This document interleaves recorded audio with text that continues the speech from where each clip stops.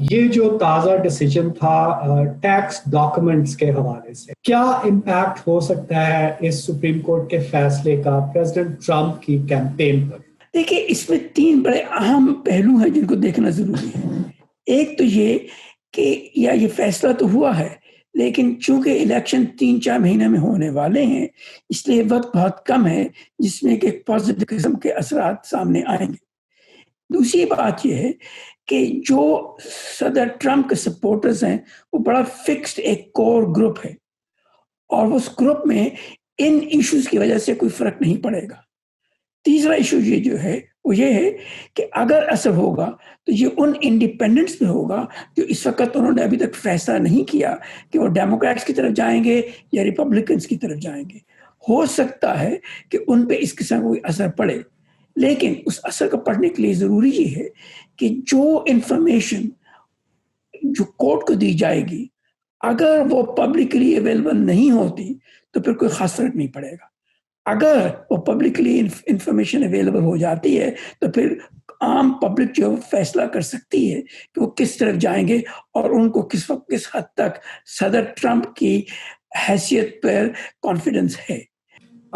سر، Trump کی تو خواہش تھی کہ چونکہ انہوں نے ججز اپوائنٹ کیے تھے، خود کنزرویٹو ججز، کہ تمام فیصلے ان کی مرضی سے ہوں، لیکن ایسا نہیں ہوا۔ یہ سر ٹرمپ کے لیے کتنا بڑا سیٹ بیک ہے؟ ان کے لیے کافی مشکل قسم کا فیصلے ہیں یہ، اور ان کی جو ایکسپیکٹیشنز تھی ان کی ڈس اپوائنٹمنٹ تو ہوئی ہے، لیکن یہ یاد رہے کہ امریکن سسٹم جو ہے اس کی افیکٹونیس اسی پہ ڈیپینڈ کرتی ہے کہ انسٹیٹیوشنز جو ہیں، خاص طور پہ جوڈیشری، لیجسلیچر اینڈ ایگزیکٹو، ایک دوسرے کے مطابق کے خلاف ایک دوسرے کے لیے چیکس اینڈ بیلنسز کا قائم کرتے رہیں۔ اور اس وقت جو سپریم کورٹ کے ڈیسیژنز ہیں ان سے یہی محسوس ہوتا ہے کہ چیکس اینڈ بیلنسز ابھی قائم ہیں، لیکن ان کو سولیڈیفائی کرنے کے لیے یہ ضروری ہوگا کہ یہ انڈیپینڈنس آگے بھی چلے اور چلتی رہے۔ اس لیے ضروری ہو جائے گا کہ جو ایگزیکٹو جو ججز کو پرپوز کرتے ہیں وہ کیئرفلی کام لیں تاکہ جو ججز بنائے جائیں وہ انڈیپینڈنٹ ہوں اور چیکس اینڈ بیلنسز کو مینٹین کرنے کے قابل ہوں۔ یہ جو ڈیسیجنز ہیں ان کو جب ہم دیکھتے ہیں، سر ٹرمپ جو ہے وہ چاہتے ہیں کہ تمام چیزیں ان کی مرضی سے ہوں، ان کی پوری کوشش ہے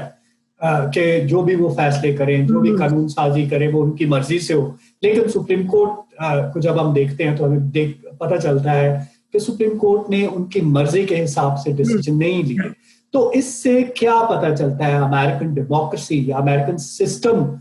جس طرح سے کام کرتا ہے، اس کے بارے میں ہمیں کیا ایک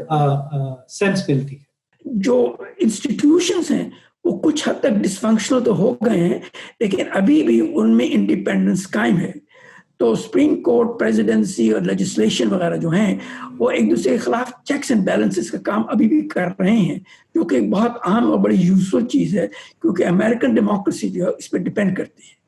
تو امید تو یہی ہونی چاہیے کہ اس قسم کی چیکس اینڈ بیلنسز قائم رہیں گے، اور آئندہ بھی جو گورنمنٹس ہیں وہ افیکٹولی کام کریں گی under constraints and restraints of other institutions, جو کہ ختم ہوتا چلا جا رہا تھا۔